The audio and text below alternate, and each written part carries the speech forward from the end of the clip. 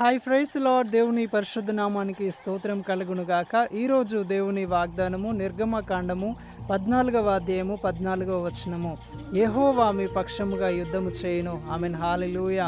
సహోదరి సహోదరుడా, నువ్వు ఎలాంటి శ్రమల గుండా వెళ్తున్నావు, ఎలాంటి పరిస్థితుల గుండా, వేదనల గుండా, అనారోగ్యము గుండా, అప్పు బాధల గుండా, కోర్టు కేసుల గుండా నువ్వు ప్రయాణిస్తున్నావో, నువ్వు ఎలాంటి హార్డెస్ట్ సిచ్యువేషన్లో ఉన్నావో నాకు తెలియదు, కానీ ప్రభు అంటున్నాడు, నేను నీ పక్షముగా యుద్ధం చేస్తానని.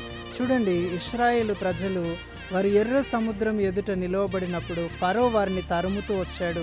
వారికి ఏం చేయాలో అర్థం కాలేదు. అటువంటి సందర్భంలో దేవుడు మాట్లాడుతున్నాడు, నేను మీ పక్షంగా యుద్ధం చేస్తానని.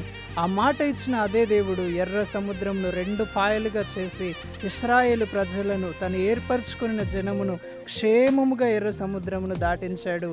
ఏ శత్రు సమూహం అయితే ఫరో అయితే ఇశ్రాయేలు ప్రజలను తరుముతూ వచ్చాడో, అదే శత్రు సమూహమును, అతని బలమును, అధికారమును, అతని సైన్య సమూహం అంతటిని అదే ఎర్ర సముద్రంలో దేవుడు హతమవునట్లుగా చేశాడు.